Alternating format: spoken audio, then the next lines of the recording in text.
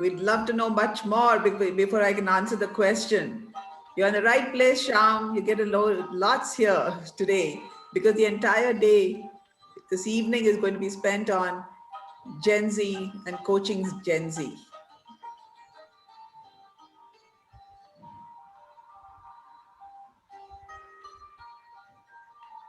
Welcome.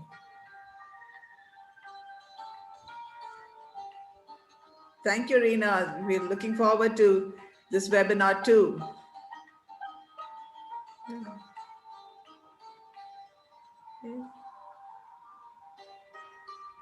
Yes.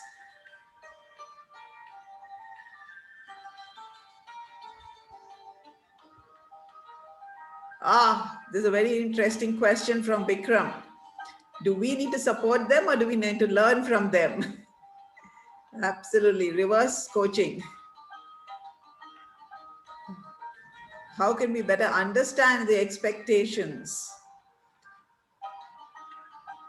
Great.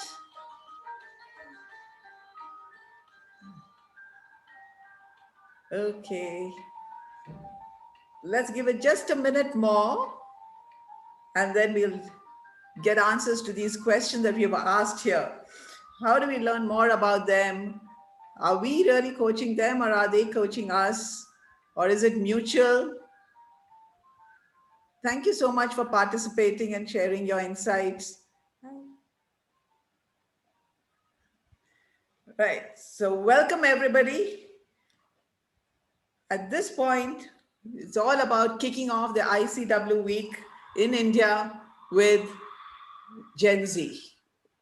These are definitely challenging times, and how do we support the students is what we're going to look at right here. All right. They are also really facing challenging times. We're going to be sharing insights and experiences. As of now, the chat box would be disabled. We really invite you to interact, ask your questions in the Q&A box. That is enabled for you. Please interact. We love the interactions. It is being monitored and we'll have a Q&A session too. For the opening address, we'd like to invite MG, the chapter president, fondly known as MG, and MGR is what he says. But how he describes himself is, he says, I'm a very happy grandfather first and foremost right now. Everything else comes later. You know, being the chapter president, although being a coach, being a husband, everything else takes second seat. So over to you, MG, to tell us what today is all about. Thank you, Sushma. Slide share. Thank you. Thank you, Sushma. Yes, defying challenging times is the theme of this ICW. And you rightly said the students are facing the brunt of it. Possibly because these are so unprecedented times, they don't have their elders and seniors and their families to tell them as to how to navigate through this. Some of the chat messages showed, are we learning from them or they learning from us? Very tough and difficult question. But this is one thing for sure, all of mankind is back to the drawing board. Almost back to the good old Stone Age and days where we are redrawing everything. Redrawing our own perceptions of life, work, happiness, family, self, beliefs and even value systems. Everything is going for a it's almost like they're all being taken through the washing machine. In these times, in fact, I am reminded of a small story. It's not the tale of two cities of Charles Dickens, but this is also a tale of two cities. Here was a traveler who was reaching the outskirts of a city he was venturing into. And he saw an elderly person sitting on the bench and outside. And He asked him, hey, how are the people in the city? How are they like? So the elder person looks at him and asks him a reverse question and say, how were the people in the place you last visited? He said, oh, no. With a frown, he said, oh, they were nasty. They were trying to get an edge over me, and they were very unhelpful, devious, always trying to cheat me. I didn't enjoy it. So the elder person tells the traveler, oh, the people are very much the same here, just like what you saw there. Story goes on. Another traveler walks by the side. Second traveler asks the same questions to the same elder. How are the people like in this community? Again, the elder asked the same question. How are the people like in the city you came from or you last visited? Oh, he said they were super. They were so helpful. They helped me with everything, directions, places to eat. They were so supportive, kind. I had a great time. So the elder tells him, oh, the people are very much the same here too. This story is like a metaphor for me when I think about how we travel in our life, going from place to place, organization to organization, company to company, boss to boss, to team. Constantly we go with the same perspective all the time. We think the grass is always greener on the other side when we change jobs and organizations because we look for better outcomes and experience. But the trouble is, we often carry the same grass with us, our own grass. Interestingly, had that elder asked a solution-oriented coach-like question to the traveler, what kind of people do you want to meet? What is the city which you are searching for? Maybe the traveler would have had a different experience. Today, for the students, especially who are facing these unprecedented times, I know the faculty, the deans and vice chancellors, education leaders, professors, I'm one too, an adjunct professor in DSU. I know they are all doing the very, very best, bending their back to make it happen for the students in these testing times, imparting knowledge and skills and getting them ready for a future tomorrow. And as coaches, we can only try to complement that effort. And what can we do? We can try to help our players, these students, see what they can be rather than what they are. And that's what these webinars are going to help us to discover. How can we make the students see what they can be? Thanks to you, Sushma. With that, I will once again welcome you all to these two fabulous webinars. Distinguished panel of members, I don't want to take a minute more than this and hand the mic back to you, Sushma. Thank you. Thank you, MG. Absolutely. I mean, one thing I've learned and I know about you is every time you have something to say, generally there are lots of stories. I will know you as a story man also, apart from being a grandfather and a great coach. Thank you. Yes. So what is it that we can do? How can we support the students and the future of the country? So Pablo Picasso said, you know, the meaning of life is to find your gifts, and the purpose of life is to give them away. So another managing committee member who I know got very excited about the gifts he had and wanted to give them away, and got us all excited about it and so passionate about it, Sanyog Jain. He's heading and took charge of the Unicorn, University Connect program, and has been working tirelessly through this pandemic, getting us excited and doing a lot of work.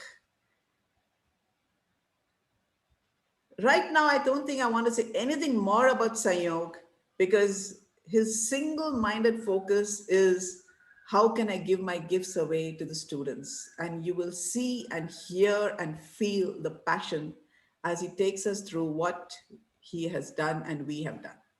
Over to you, Sayog. Love that energy and enthusiasm. Thank you so much, Sushma. Let me just share my screen. Just take me a second here.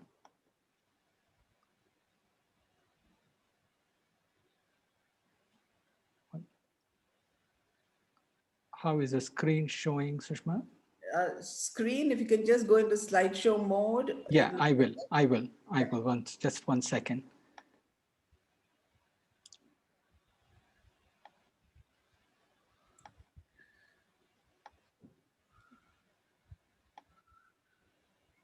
Yes, perfect, Sayog. Okay, thanks so much. And we have really a power-packed agenda today, so I'm going to jump into it straight away. June 7th, 1893. It is a day in infamy.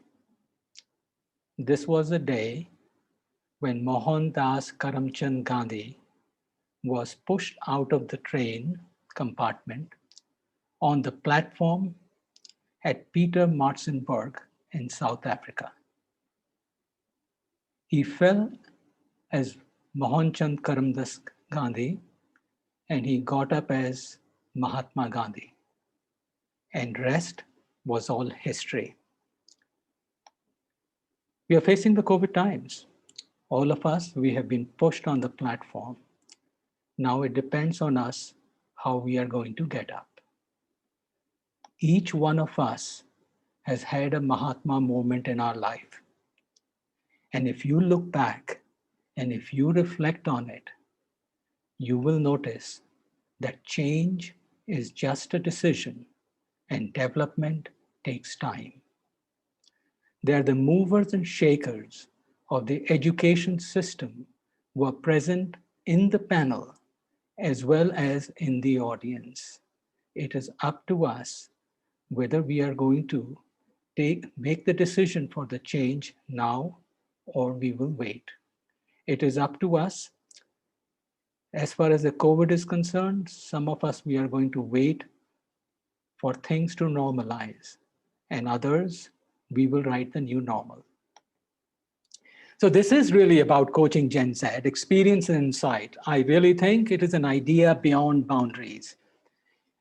A long time ago, and not too long time ago, somebody told me that every problem is a gift.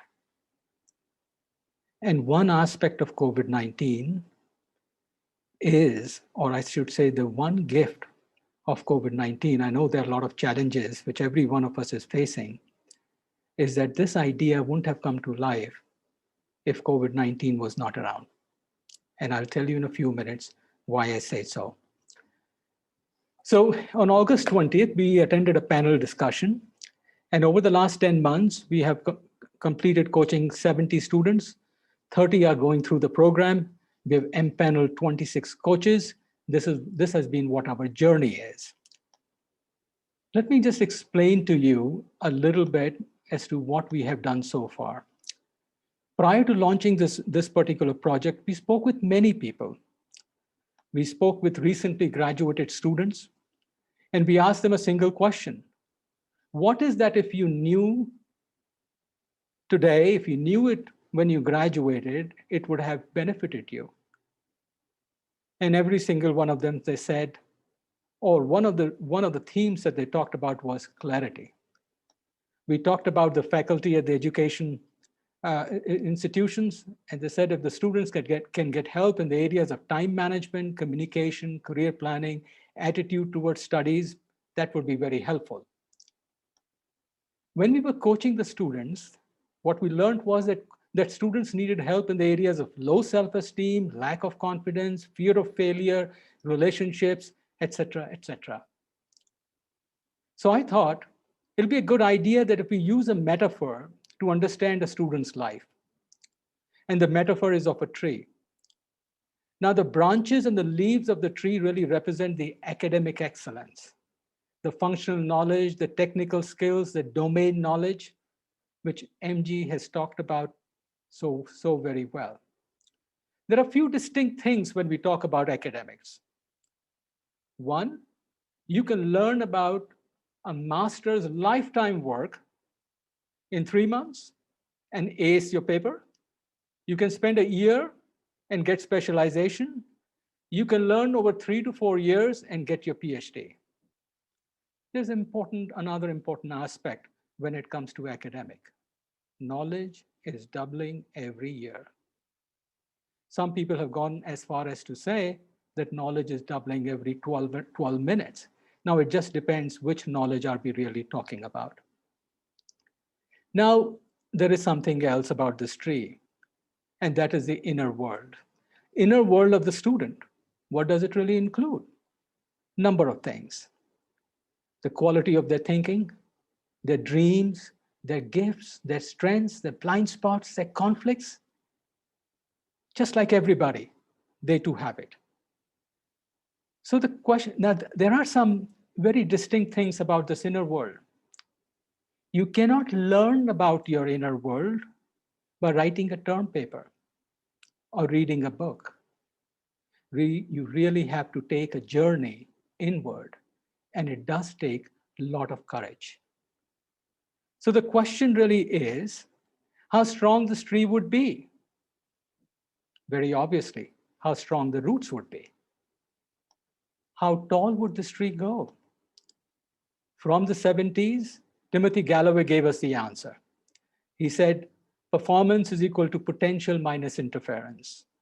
We know each one of us has unlimited potential. But interference? Yes. There are two different kinds of interference. One of them is external interference. An example is right there in front of our eyes. Then the other is the internal interference. And what is internal interference? Everything that is listed on the right-hand side of my screen. So the question really is, can our students or can anybody leverage the academic excellence without understanding the inner world? I think you would agree with me that is rather difficult. And if there is a gap, that gap continues. And I'm old enough to tell you this. I don't have to read a book, that gap can continue for the rest of your life. The lack of self-awareness, the lack of understanding, the inability to lead yourself before you lead others will prop up sometime or the other in our lifetime. So a good friend of mine, and I hope he is there on this particular call, he's also part of the coach panel. He shared with me one question that he used to always ask he used to ask the students when he would be interviewing them. And by the way, in his 40-year career, he has interviewed thousands and thousands and thousands of students. He would ask them, what have you learned over the last 3-4 years that you are applying in your personal life? And that was really a question which drew a blank with most of the people. So academic excellence and personal mastery, they cannot be two tracks. If you want to develop our students holistically, then somewhere these tracks have to really communicate with each other. And coaching is really a great way to help the two tracks communicate with each other and develop students in a holistic manner. Now, coaching, it is not new. It has been around for a fairly long period of time. Coaching, as we know, it is offered in the corporate world, typically to people who are doing well in their late 30s, 40s, 50s. Coaching for performance, that's what they call. But I would also say, and rather colloquially, that it is not coaching for performance, it is coaching for correction. Whereas coaching in the higher education sector really is coaching for preparation. And by the way, the gap that I talk about, that gap gets manifested in many different ways. We can ignore it, we can look away, but it is still there. The employability issue, the retention issue, the engagement issue, the burnout issue, the productivity issue. And I don't want to venture into some more areas because then somebody would say, ask me, where is the proof? But we can't ignore some of the other issues that we have. So looking at all this landscape, very early, the group decided on our vision as well as a mission. Our vision is to empower the next generation to become self-reliant, ethical, healthy individuals capable of reflective thinking and responsible actions. Now, there was a big debate even within the group. Should we mentor? Should we coach? Now, many of us, we have our own children are of the same age as the students that we coach. And it is very tempting to think about mentoring. But what we found was that actually students, they want to be coached. They want to be empowered. Mentoring is still like being the GPS for them. And if the internet is down, the people are without answers. So we decided very early that we are going to coach. We are very clear about that we want to coach the students. We want to empower the next generation. Our mission, and as just like MG said, we can't do it alone. It is a very challenging task. We want to do it with the educational institutions and with the educators because they have done just a fantastic job. But it just so happens today the task is much bigger for any single professional to put their arms around it. And that is the reason why we want to join in this, I should say, this crusade. What you're seeing on the screen are just two feedback. In the second session, we will share with you some more feedback. These are the questions which we asked the students that how do you see coaching? How would you describe it to someone, to your junior or to somebody else?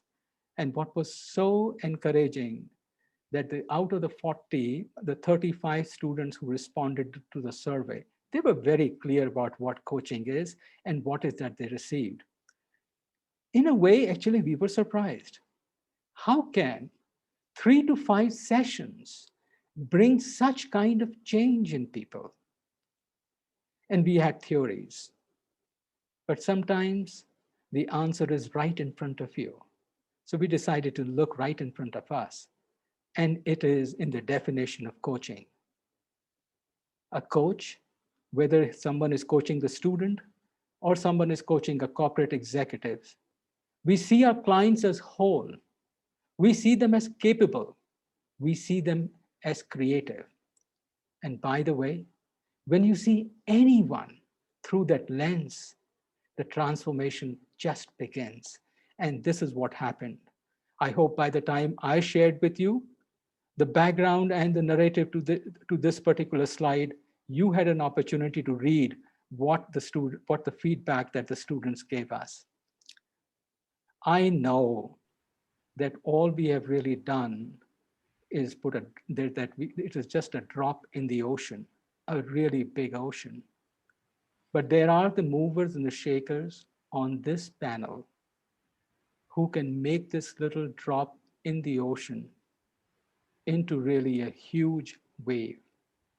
It is up to us. Change, as I said earlier, is just a decision. Development can take time, and it is quite okay for it to take time. Thank you very much, Sushma, and I would want to give the presentation back to you to continue the program. Thank you so much. It's all about those little drops, right? And I'm sure there's so many little drops all over the place, right? Can we really look at all these drops? And we have people from various universities, colleges, where they have tried out about coaching, different models. I'm sure everybody's eagerly waiting to hear, does it work? How do we do it? What are your experiences? What worked?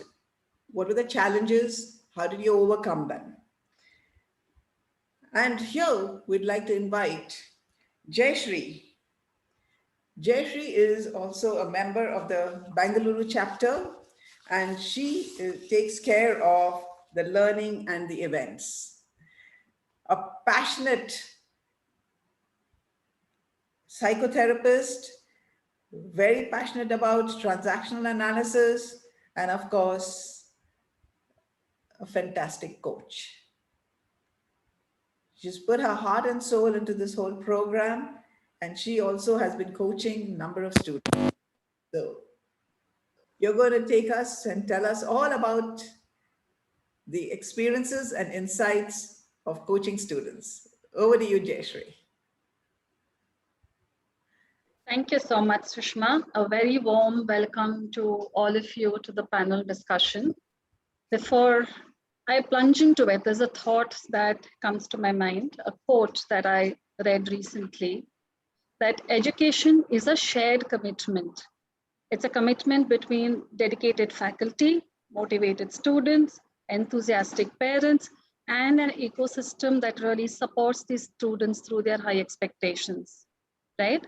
And what this says to me is that every child should have this ecosystem carrying adults in their lives that may not always be their parents, may not always be their teacher, but also other elements in the ecosystem, right? So we did a research recently across the country. We had about 175 students across undergrad and postgrad take the survey from small and big towns. And one of the questions that we asked them was, how often are parents, do they go to their parents or their teachers as first respondents when they need to take decisions in their life? And is that adequate? 53% said that while they go to their parents or teachers first, they all felt the need for an external neutral space that they could always go to. Unfortunately, about 18% of these also said that they turn to online anonymous forums for such support. You ask the youngsters, they'll tell you Twitch, Quora, Reddit. I guess there are more forums. So what do we in the ecosystem today? How can we enable a support system for these students as they go through the most difficult years of their life, especially through the pandemic? So it gives me great joy to introduce my esteemed panel today, because all of these people on the panel have taken that step ahead, apart from the education, to provide that support to their students in the universities through coaching. And I'm very excited to hear more about their experiences through this, what the insights have been, and what is a way forward for all of us who are invested in the next Gen Z to make this happen for our students. So I'm going to start with the first panelist on our esteemed panelist today, Dr. Sumita Datta. She joins us from, welcome Dr. Sumita. She joins us from Portugal, Lisbon. Dr. Sumita is an adjunct professor of organizational behavior and advisor, the Women Leadership Program at SP Jain Institute of Management and Research in Mumbai. There, she was the founder chairperson of the Postgraduate Management Program for Women. She has 15 years of prior experience in the corporate sector, has served in senior positions in human resources. She's also a PCC, a coach with ICF. So she wears dual hats on our panel today as both a faculty and a coach. She has coached over 100 women entrepreneurs and corporate leaders. Welcome, Dr. Sumita, to our panel today. Thank you. Thank you, Jayashree. So I invite next Professor Viji, that she would like to be called, but it's Professor V. Vijayalakshmi.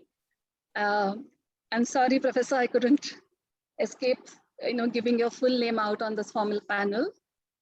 She's the Associate Professor, Department of Management Studies at Indian Institute of Technology, Madras. She's the faculty of, she covers the broad area of organizational behavior, human development there. She is really involved in socially relevant projects that strive to create a positive and transformative ripple effect in areas of women entrepreneurship, holistic education. And I think it's very apt to say that she is been at the forefront of having coaching as part of the whole wellness center as part of IIT Madras. She works in close synergy with industry for coaching and positive psychology, also interventions such as mindfulness, emotional social competence, and so on. And welcome, Professor Vijay, to our panel today. Thank you, Jayshree. Thank you.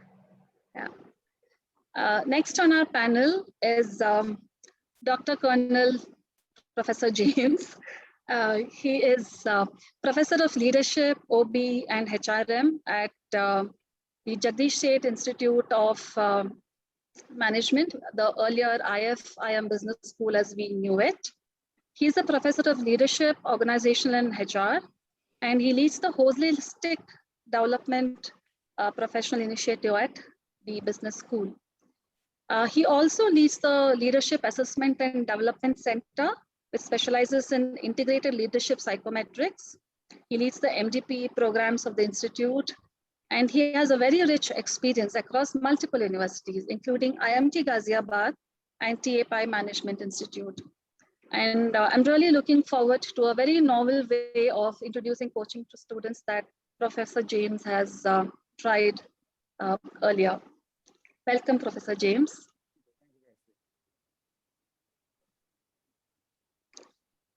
So we have next Professor Nitila Vincent.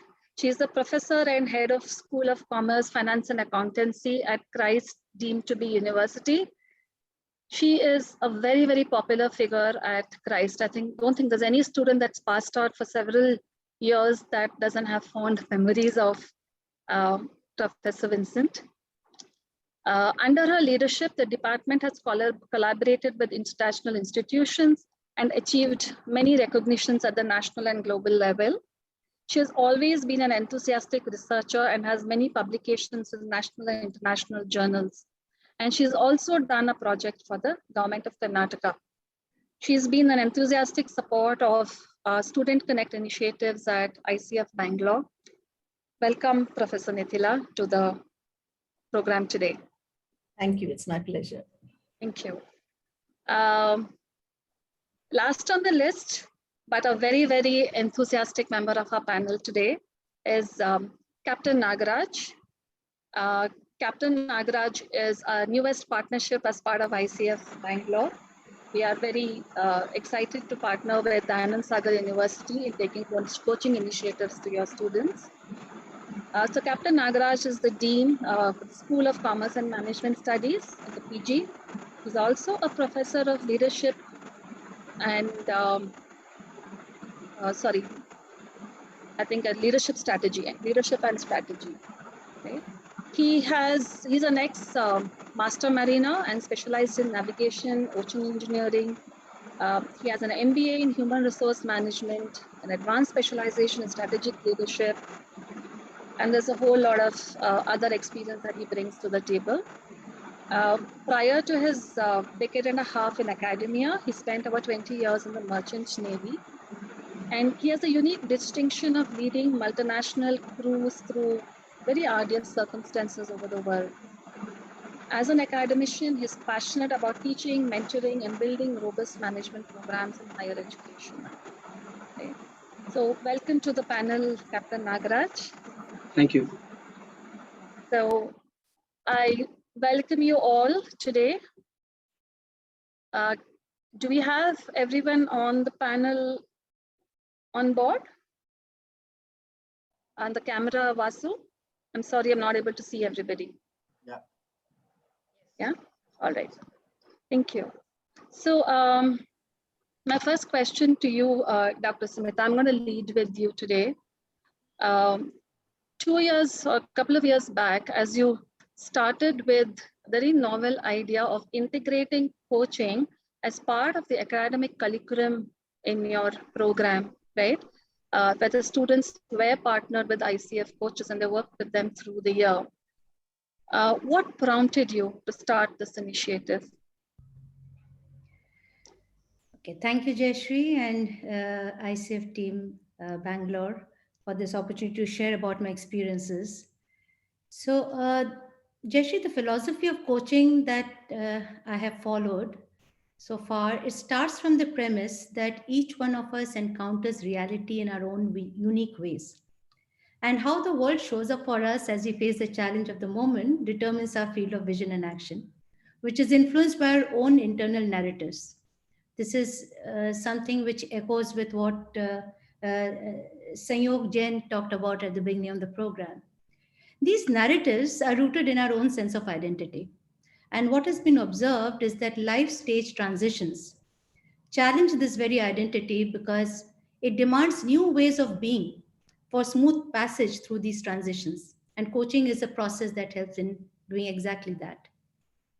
I would like to share about two cohorts of our students at SPGMR Mumbai, where I experimented with coaching. So I'll come to the program for returning women, but before that, I just want to share about this other program, which is for students who are children of family business owners. Now, these students are uniquely situated at the cusp of a transition wherein they may not be very sure whether they are ready to take on the mantle of a business owner. Yeah. So I designed a course using the principles of coaching in small groups for these students, where they do a deep dive in understanding themselves in terms of their aspirations, their values, needs, and drives. And they worked on a leadership in action project where they shared their experiences in affinity groups that were facilitated by coaches to learn from different perspectives, not only from the coaches, but from each other in those groups. And this helped them to map out their role plan for taking on the role of heir to a family business in future, a role plan which they believed in and they were confident in putting into action. Yeah, so this was a very interesting experiment, and there were a lot of insights that we got from this.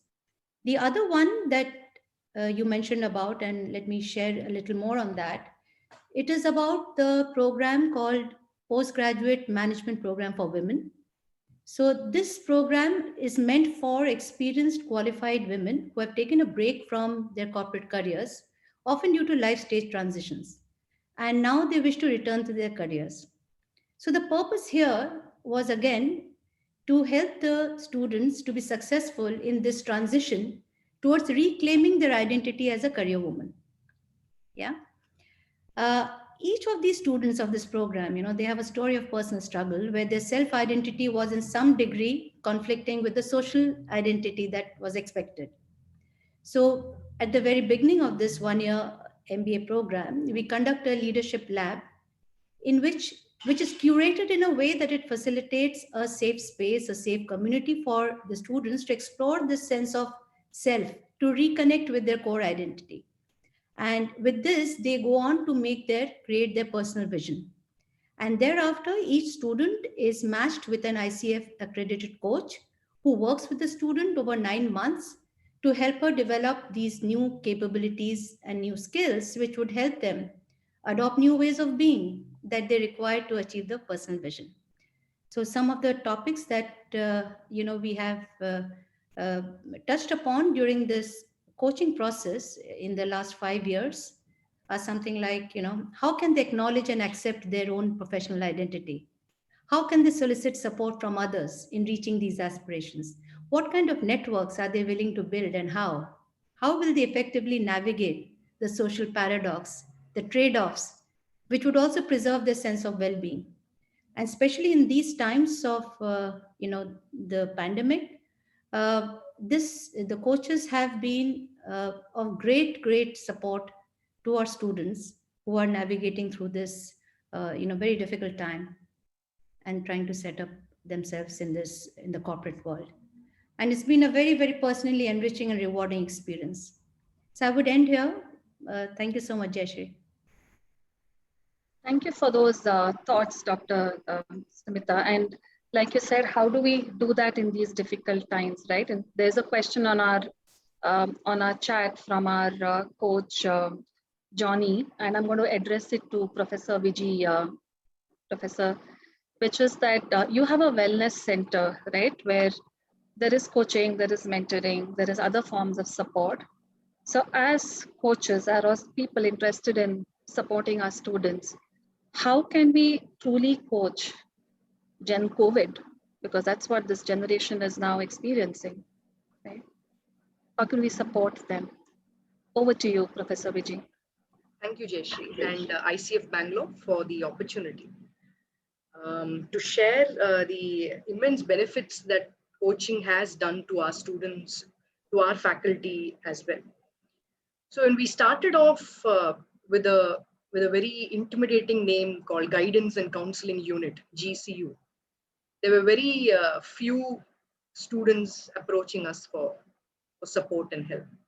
Slowly, when we took over several years back, we renamed that into Mentoring for Individual Transformation, Mitra, and we had another proactive unit called Sathi, which brought in mass scale motivational speeches and webinars and workshop series on several topics of interest. And we definitely saw students feeling less intimidated or less hesitant to approach for help. And this was a trigger for us. And we want to expand the wellness center apart from the counseling services that we have invested in. We also want to take it up in terms of coaching and mentoring, because students find this non-prescriptive, empowering mode. And I think one of the unique facets of the Gen Z is that they want to be having this agentic feeling about solving their own problems or their own challenges.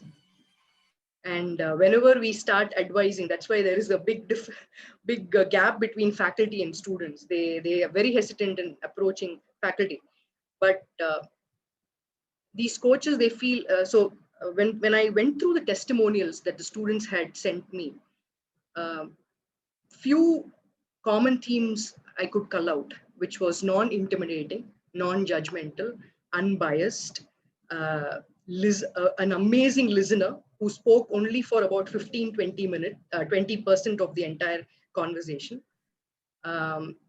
who made me think, who asked amazing set of questions and made me think about stuff. So I think this is an amazing model to ensure that students come forward, just talk, have somebody to talk with, and they solve their own challenges. So I think this is an amazing model that IIT Madras, we would really want to build this and scale it up. Thank you for those thoughts, Professor Vijay. And like you rightly said, and even our internal feedback has shown us that the one thing that students really value most is having the non-judgmental space from somebody outside their closed circle ecosystem, right? And that is something that I'd like to take up with you, Professor James. You had a very unique model where you had yourself and 10 of your faculty trained as a coach so that you can be in turn coaches to your students. So how has that program evolved for you, and what is your key takeaways in being able to support students, in the university, in the students as faculties using the coaching approach? I'm speaking primarily in the context of a business school. So we started the effort. Of course, we knew the goal very clearly. It is self-awareness to self-development, the process. So in order to create the self-awareness, what we considered many options. We employed what is called as integrated psychometrics. It is a combination of some of the best psychometrics in the world, like Big Five, Locus of Control, FIRE-OB, multidimensional leadership questionnaire. But the integration protocol was researched and developed in TAPME by me and one of the peer teams. When we did this, the purpose was to make the person become more self-aware. And because of self-awareness, he will be able to go to a self-development. And it was very well rooted in theory, because the goal theory and the dissonance theory supports this idea that if the goal is given, most people will go to that goal. And if the gap is known between what I want to be and what I am, most people will actually cover that dissonance, right? So it worked very well, right? Okay, its top success was the first batch, which started in 2013. The coaching started in August. September, when the summer internship interviews took place, 74% of the people who had been coached hit the target and they got an appointment. So obviously the clamor started, me too, me too. Everybody wanted coaching. I mean, everybody wanted the psychometrics, but we did not have that kind of a capability. The testing, yes, but not the interaction after the testing.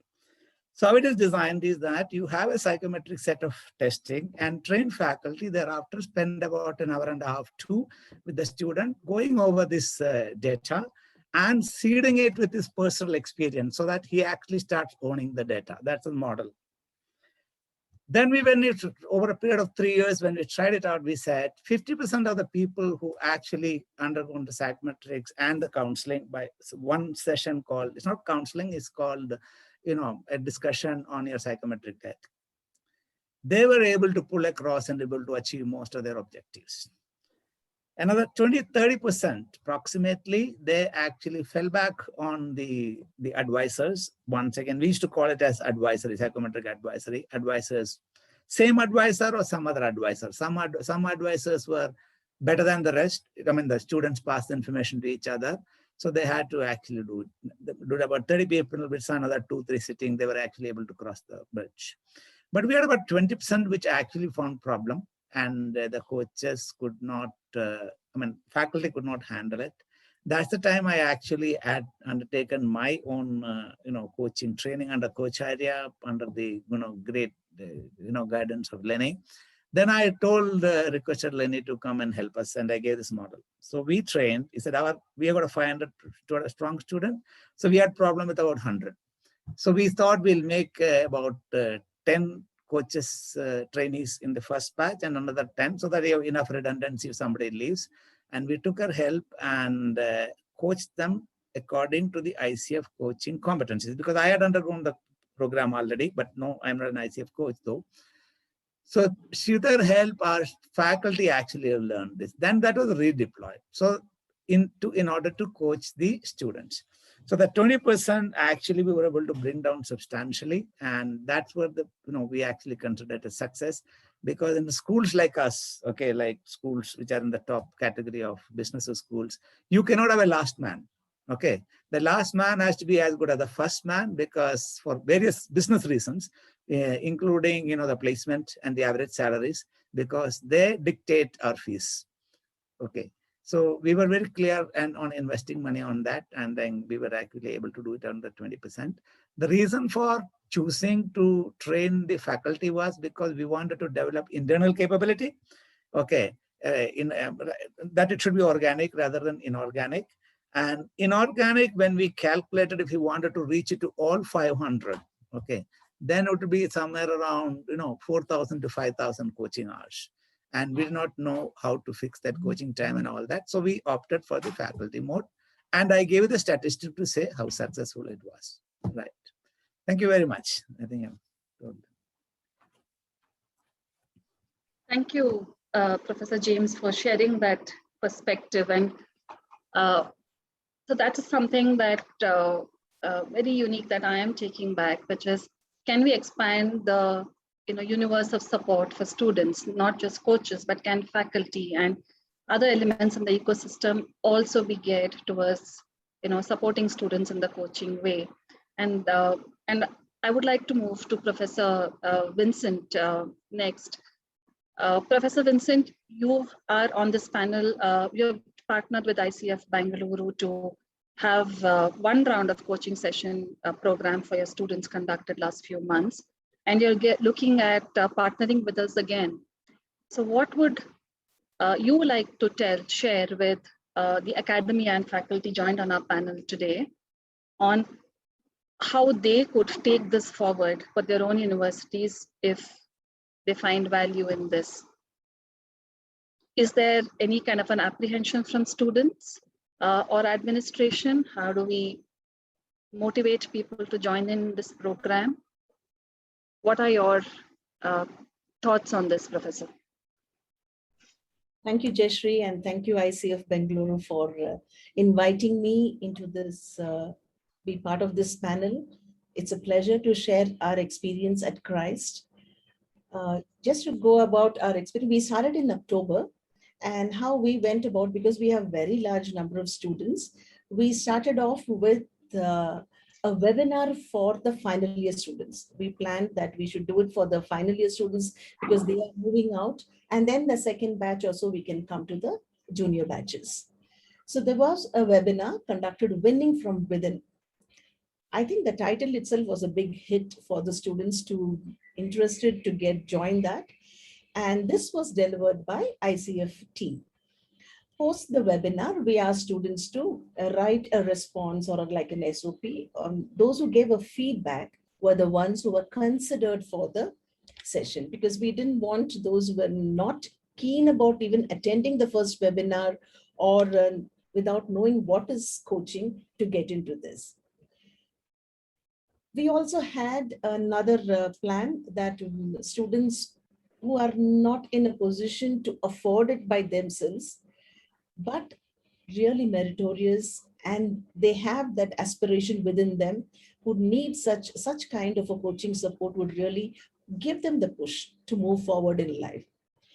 So we had a rigorous shortlisting process, because many students wanted to be part of it, but we had to, in the first round, we had to shortlist only 25, and then we later added another 15, totally 40 completed. So these students were asked to write an SOP mentioning one goal which they want to achieve in life and why they want to do it, just to make sure they were clear about few things. Class teachers, the team of the coordinators, then HOD, dean, we were all involved in shortlisting the right candidates. So students went through, right from October, they went through around 5 sessions. Those who started in January, they completed around 3 sessions. I want to share specifically, I had personally interacted with some of the students, and I wanted them to share experience. Maybe the entire response to the question will come out through these sharing from the students. So my first question to them was, what were your initial impressions? They said they were very new to what is ICF itself. International Coach Federation was something new for them, and the concept of coaching, because they all knew what was mentoring. But they found very soon that it was very different from mentoring, because mentoring was problem focused, personal problem or academic problems. But coaching was goal focused. Then during the sessions, they felt that each session, it was a new learning every time for them. The reflective exercises immensely helped the students. And also, like they started moving to a level where they started talking through their problems to find their own solutions and being accountable for their actions, which they were never looking at that as a responsibility of each individual. About the coaches per se, what they had to share was, one of the students was sharing that coaches became their accountability partners. Like a particular instance, one student shared was, she had to complete a research article and she just was not able to manage the timelines there. So the coach helped her to set her own deadlines. And as an accountability partner, coach was only checking with her whether she met her own deadlines. And she said that she could finish this task much before what the university deadline was for her, and she did a wonderful job. Again, what they shared was, coaches did not give us advice, but they asked us the right questions, and we, the students, came up with our own solutions, which they felt very much empowered.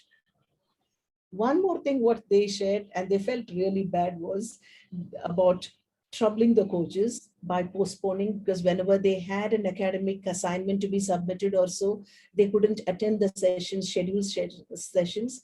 And I think at least 4 to 5 times they requested for rescheduling, and every time they were willing, because they wanted to make sure the student was in the right frame of mind and comfortable to attend the sessions. That's something amazing, which even I felt was really good about the coaches.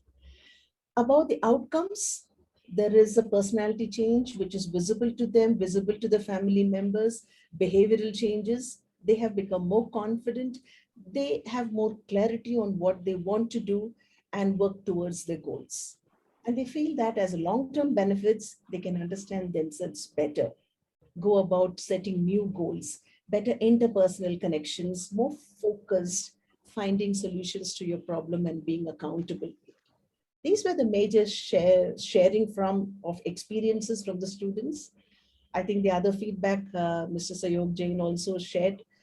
So ultimately, we feel this was an excellent exposure for our students, and we would love to move forward with more sessions for the students. Thank you. Wonderful experience it was for all of us. Thank you. Thank you so much, Professor Wilson. I think it gladdens the heart of all the coaches on this panel and in the audience to hear these words. I don't think any of us coaches could have explained coaching any better than what your students have, explained in terms of their process. So thank you so much for those words. And I think it's what I'm taking away is that a lot of the students' preparation for the life ahead is also the journey within, right? What happens, whether it's in terms of developing self-confidence, finding ability to seek solutions for their own challenges, or knowing how to reach their goals. And it is with this thought that I'm, moving on to Captain Nagaraj, that, Captain, with your background in the defense forces, right, where in the defense, it's not just about the body and the skills and the techniques. There's so much of the conditioning of the mind that is required to be successful. So how do you see for the students, the conditioning of the mind that, Professor Vincent was also talking about, transforming the students from within. As you have just started the coaching program at BSU, partnering with us, what are the hopes that you got into this program, and how do you see it empowering your students? Yeah, thank you, first of all, and good afternoon, Jayashree and everybody here. I'm very excited to be here, and thank ICF for collaborating with Dayanand Sagar University. Our ethos at Dayanand Sagar University is education for all. So we attract students from all over, in fact, India, and we get a lot of students from rural Karnataka as well. And in that sense, we believe that every person, whatever his upbringing is, deserves to have quality education. So when MG, talked to me about this coaching initiative, I was very excited because it took me to the days before the Navy.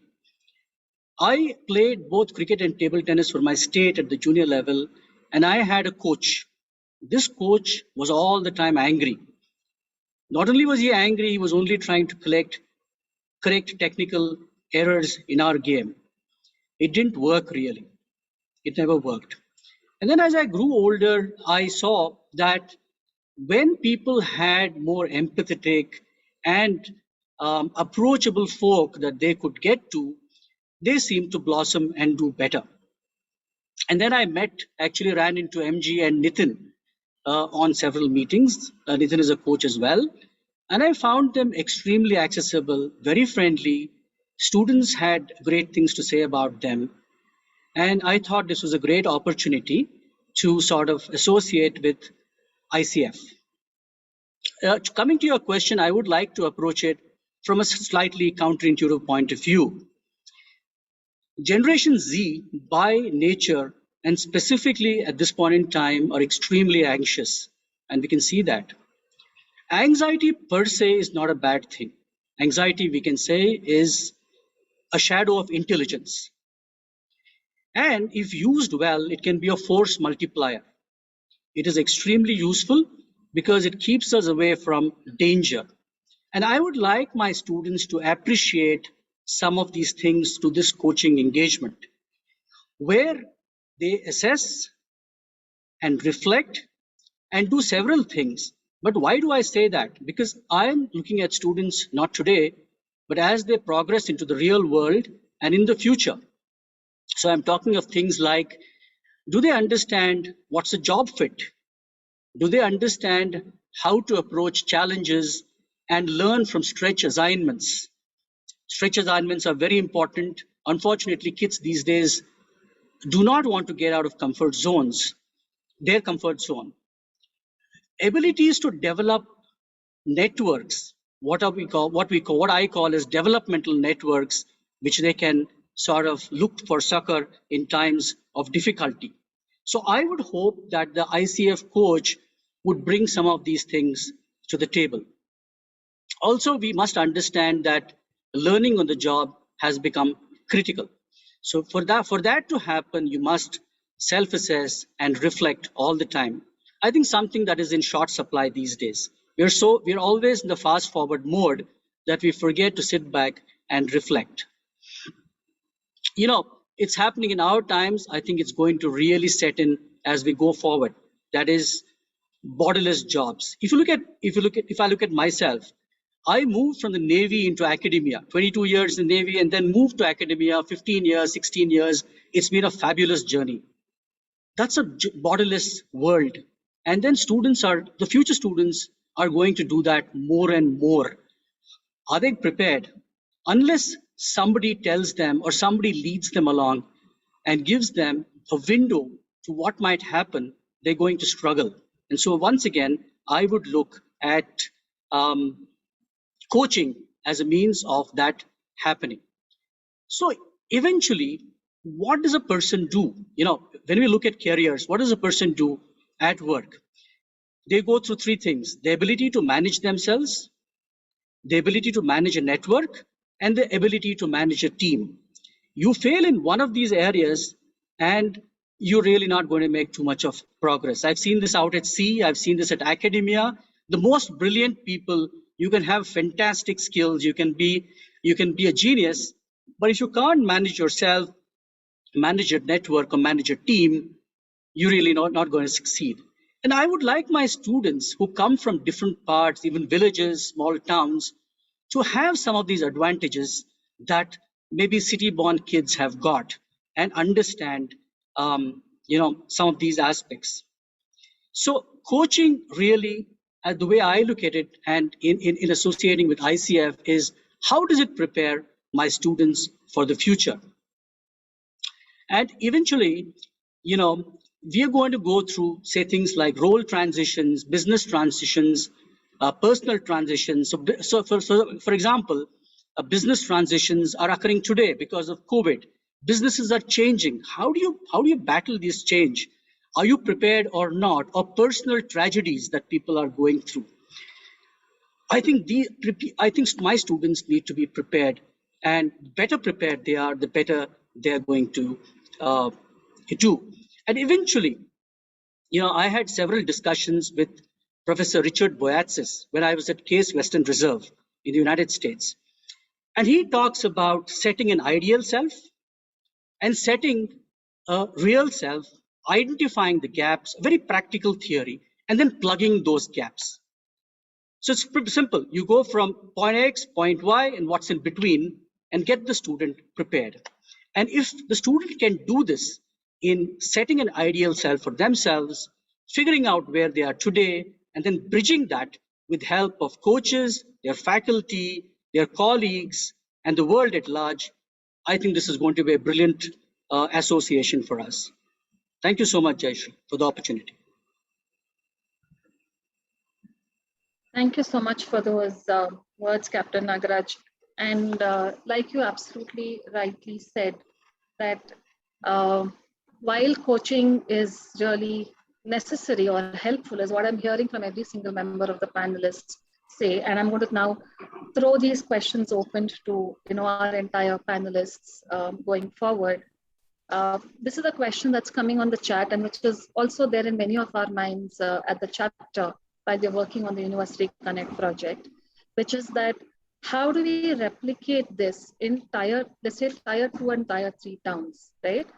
And is there an ROI for the institute for this going forward? So I invite anybody on the panel to kind of possibly unmute and come out and share their thoughts. how do we replicate it in smaller towns? And how do these institutes, I don't know, see the ROI on the investment on coaching if they choose to take it up? Yes, Professor James, I saw you unmute yourself. Would you like to go ahead?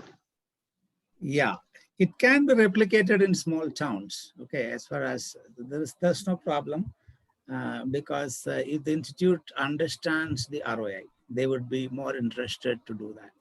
In the case of a business school specifically, the ROI is very clear because it leads to better placement.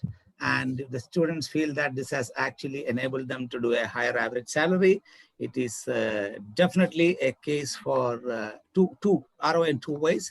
One, to increase the fees, and two, to increase the number of students. Okay, I'm being very business-like in this answer, because for those deans of business schools or other schools where it actually looks at employment as a very important end goal, it is definitely the ROI can be fixed.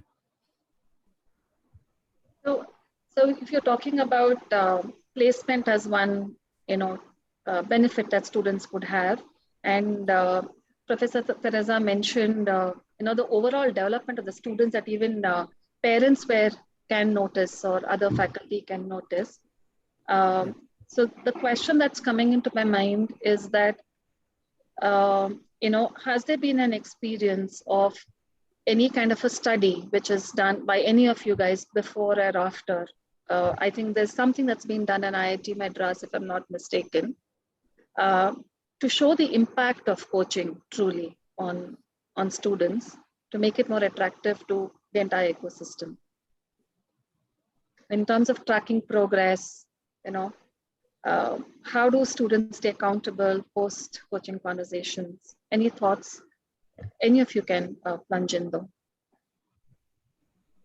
Yeah, Jayashree, I think, today's paper had in fact, the higher education minister paid tribute to Professor Narasimhan, who sort of passed away today or yesterday. He taught mathematics. If you look at his career, he said they said that he was so poor he couldn't get a train ticket to go to TIFR in Mumbai, right? But then how did this man succeed? It's a very interesting thought. So there are some people who, by the nature of their family background or the ecosystem that they are, have advantages to enlightened coaching or guidance and so on and so forth. However, the large mass of Indians are still struggling. Yeah, and you can see that if you go to smaller towns and villages. So without talking about ROI per se, with due respect to everybody, I would think that educational institutions have a responsibility to go to smaller places and engage with students there, and whether it benefits them in the short term is one part of the story, but it should benefit them in the long term, and coaching definitely does, guidance does. So I think we need a more egalitarian approach to how we deal with higher education across several sectors. And I think that higher education, particularly in large cities, should reach out to smaller towns and villages. I don't think there are longitudinal studies carried out per se, but I'm sure that intuitively, I think it would succeed a great deal if educational institutions. In fact, in my last university, my chancellor, who was an enlightened person, said he used to have this Rhodes show, Rhodes scholar. So he would say, you go on the road to various villages and try to coach individual students and so on and so forth. So that's my point of view. Is there anyone else would like to respond? I saw both Dr. Smita and Vijay come forward. Professor Vijay, please go ahead. Yes, Professor Vijay. Okay. I was asking Dr. Smita to go on. Okay. So very quickly, I haven't done an exclusive study on coaching, but what I've done is I've used coaching as part of a larger study on universal being values. It's an intervention study. And we have actually selected colleges that are in Tier 2 and Tier 3. And what we have done is, after the intervention, if certain student, so there may be students who connect with me separately asking for some guidance. Although I know guidance is not the word for coaching, but what I do is I request them and the college administration if they would want one-on-one coaching, because I have a resource pool thanks to ICF Chennai, who really helped Viji, Bhaskaran and Kavita, who helped, and now Jayashree, you're caught. So I have a resource pool that I want to map these students who are extremely eager to connect with somebody who's experienced and who can provide what I think Professor Jain mentioned in terms of clarity. They want some clarity, they want some direction. So I plan to do some research with regard to coaching as a part of a larger study. But there are so many avenues that I'm looking at, right? So one of which is to submit a proposal with specifically coaching in mind, either to impress ICSSR grant or National Commission for Women, 2 projects that I've had. And I would really request ICF Chennai and Bangalore support in this research study. Sure. Thank you for that, Vijay, and obviously would love to stay partnering with you in your, in your endeavor to support students through coaching.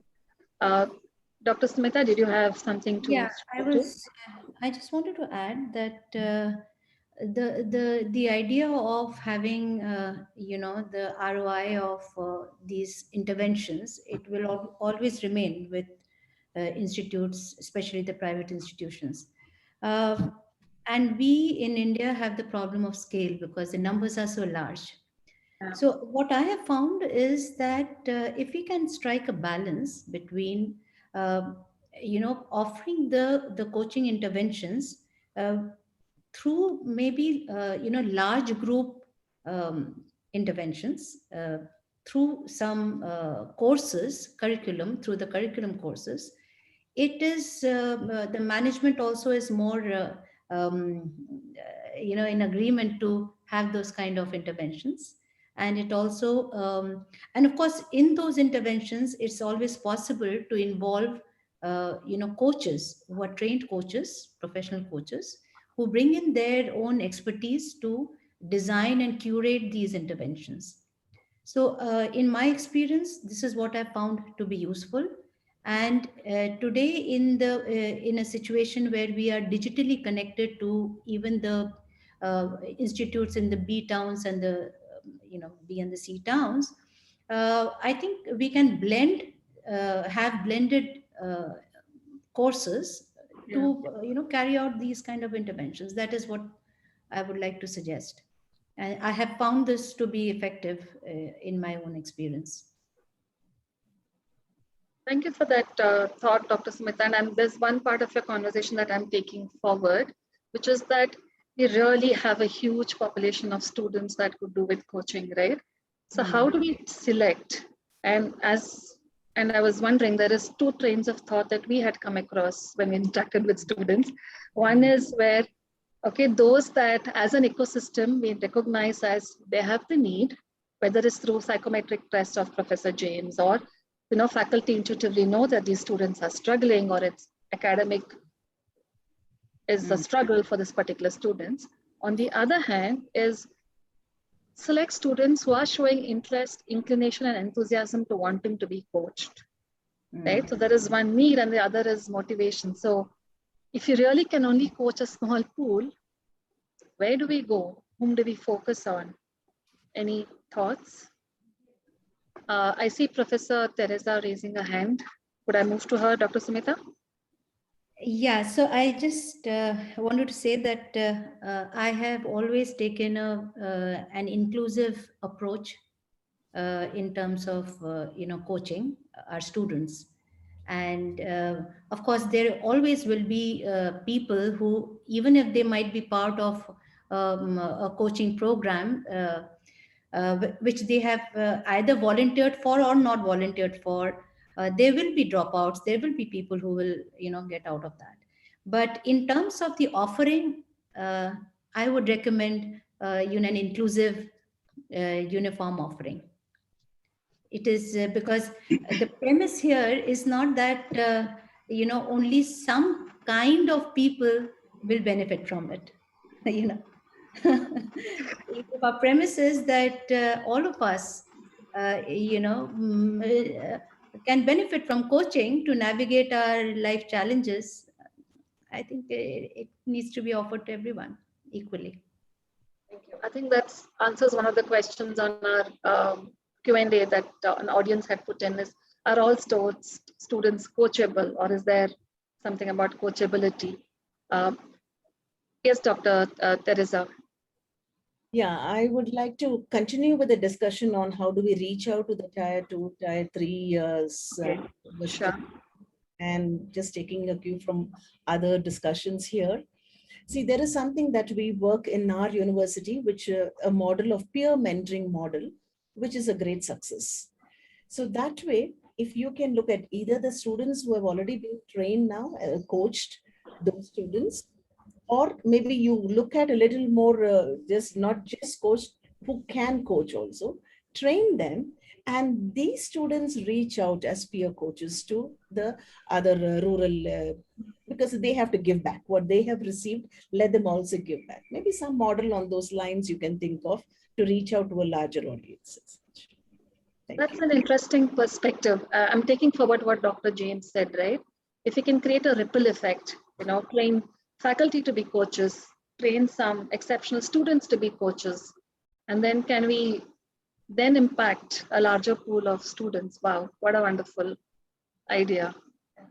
So we have a lot of questions coming on. I just have a quick point to make. I think we're not able to get away from this selection process. And if you look at, say, large organizations like Google, when they select managers or they promote managers, top of the list is an ability to coach.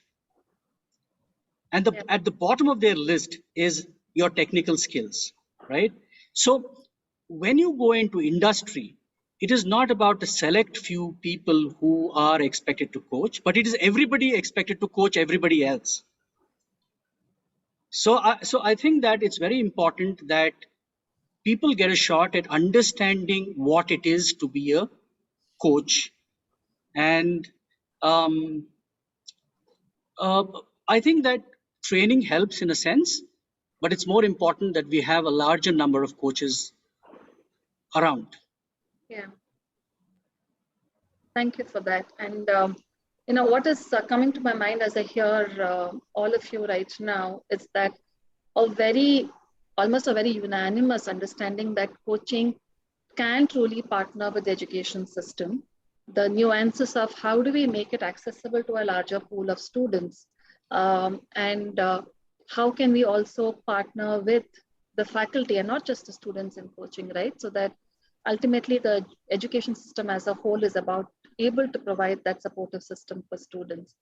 So while there are a lot more questions on the Q&A that we've been tickling in, we have time for one last question. And therefore I'd like to invite all of you, if you can take a minute, in turns to kind of articulate for those who are in the audience who are listening, the ecosystem. There are academicians here, faculty here, parents and coaches here. What is the one thing that according to you, we need to do and to take this momentum forward that the pool of panelists here are doing in your own respective spheres? Either as coaches, what do we need to be mindful of, or academicians, how we can go ahead with this and support students? Any thoughts? If you can all take a minute each, that would draw us to a close of the panel discussion today. We have a lot of questions on Q&A.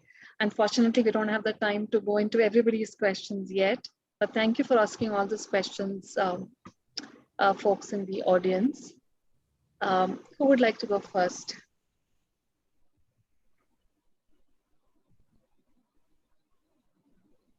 Go ahead, Professor Nagaraj. I can see you very eagerly moving forward. I was moving forward. I didn't want to take the first shot, but well, you are on, so you could take your minute now. Yeah, I have generally because of the nature of my job, traveled the world. And I can tell you that India faces massive challenges. Sometimes those challenges are daunting. And I draw great succor from the Bhagavad Gita, which says, focus on the job and let the future take care of itself. So I believe in that. I believe as academicians and maybe coaches, mentors, friends, and so on, focus on doing what is right. Let the intent be right. And I think that we will get due rewards as we go forward. Thank you. Thank you so much, Captain Nagaraj. Anybody like to go next? Can I go ahead? Of course, Professor Vincent, go ahead. I feel for Gen Z, particularly if you look at, and going forward, the other generations, there is a lot of confusion, or there are too many things for them, and a confusion of what is the right choice, or how do they go about choosing the right choice and making the right decision. So that way, I feel coaching definitely helps them to make the right choice, to set their proper goals, make right choice, and also stand up for what you have taken as it is. That is your accountability. Be responsible for your actions. And that's very important, I feel. Thank you. Thank you. Okay, I can go next. So I would, in fact, exhort all of us who are in a position to, coach, to volunteer to our time. And that is the most important thing that all of us struggle with, How can we volunteer with our time to reach out to students who are, struggling with so many uncertainties, so many anxieties about, because they really don't know. And it is not that we are here to give them answers, but we can definitely, with our own individual wisdom and having dealt with these kind of issues, if we can offer our time to just be with them and listen to them and understand the world that they are inhabiting, I think that itself, uh,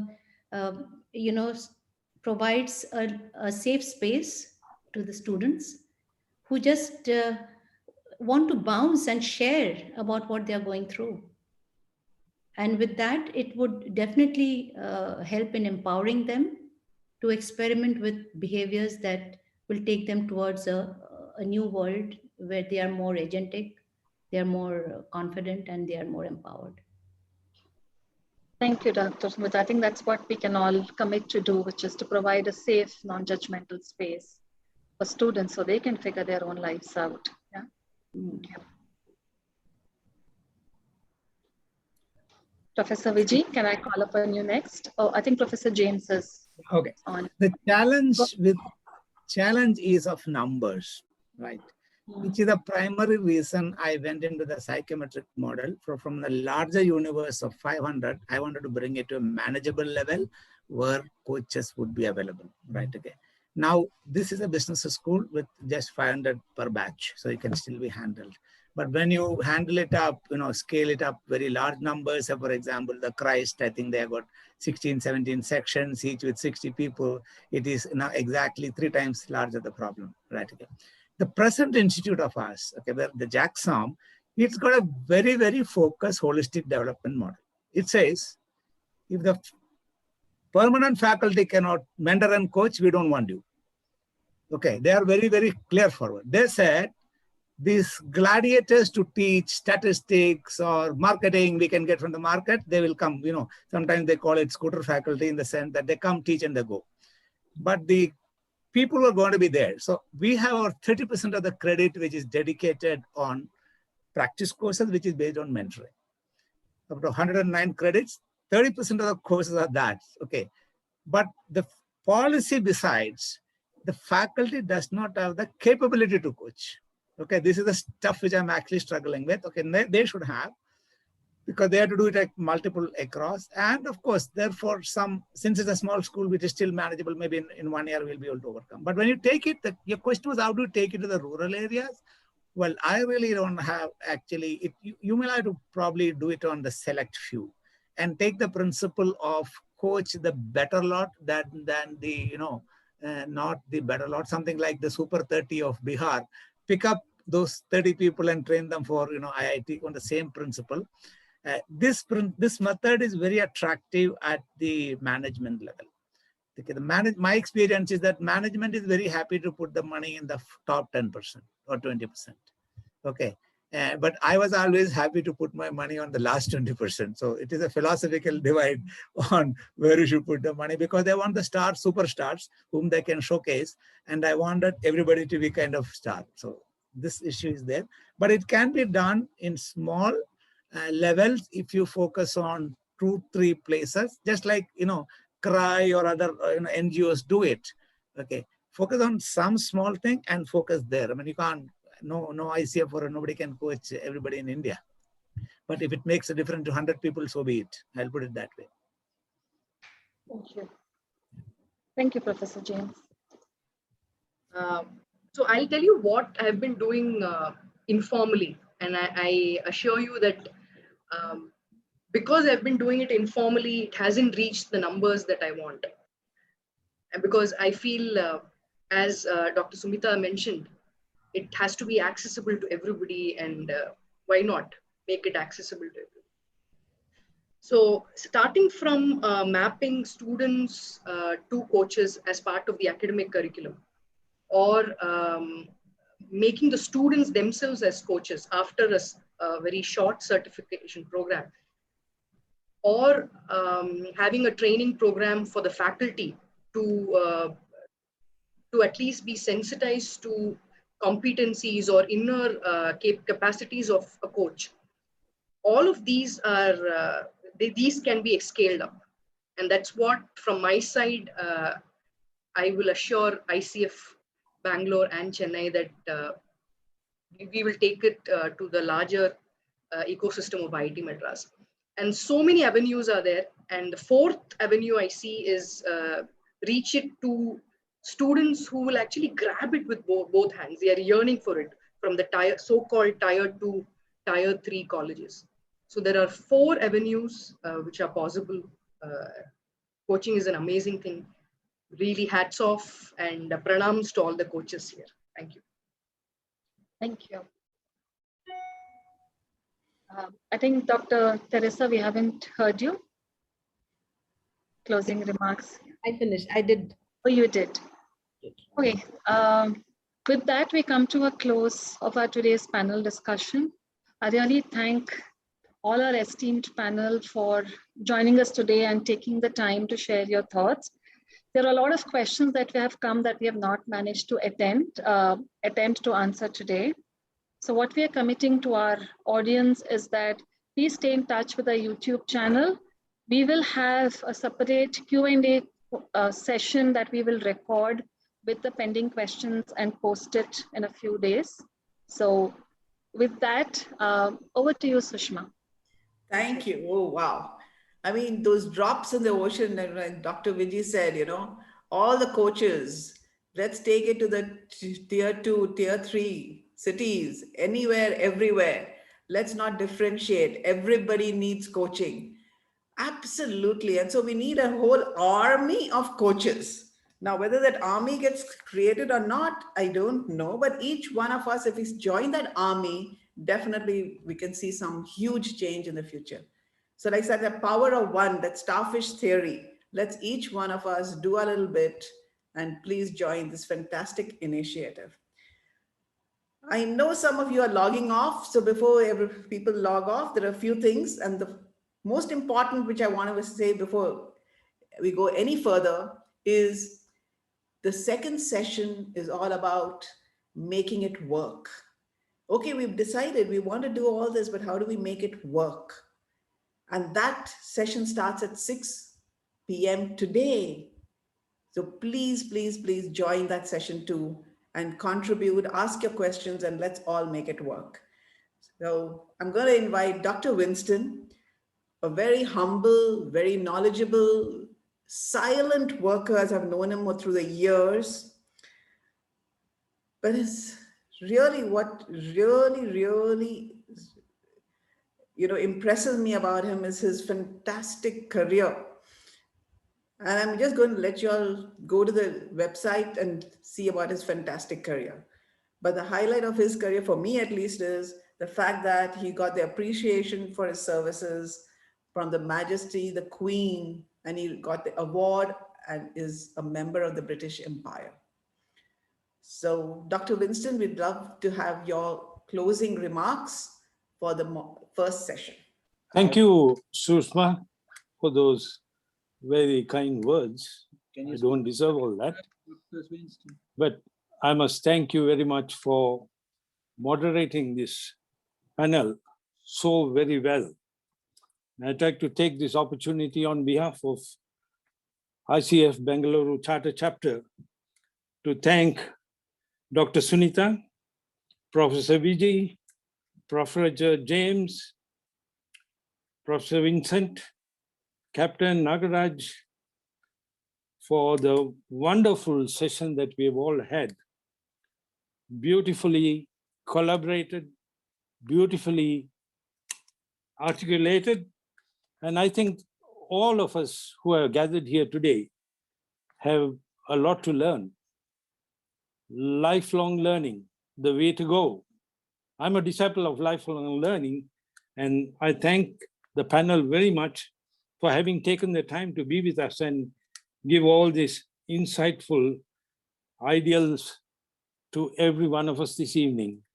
And to you, Nitin, I thank you acting behind the scenes, and our good technical person, Vasu the Great, who has handled the entire show this evening. Thank you very much, and hope to see you at the next session. Over to you, Sushma.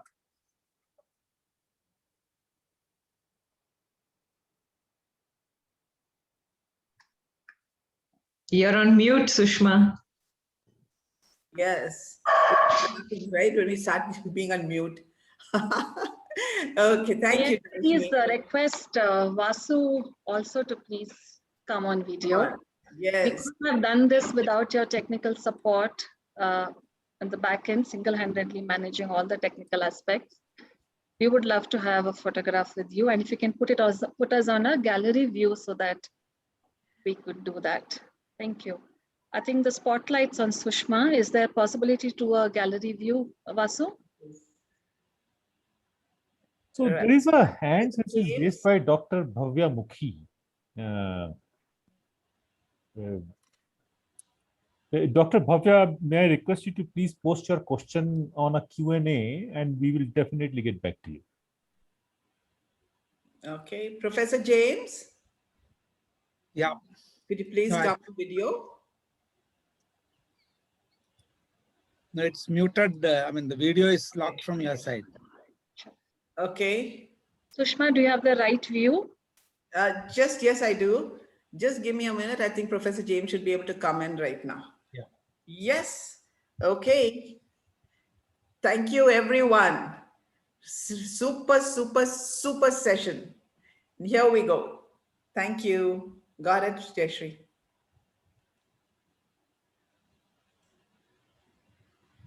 Thank you. Audience, please log in back to our second session that starts at 6 o'clock. Yes, and there's a separate link for it, right? Yes. Okay, yes. Thank you, everybody. Lovely to meet all of you. Same here. Thank you, everybody. Thank you. Bye, Jayashree. Bye-bye. Bye, Professor Vijay. Bye, bye, bye. Thank you.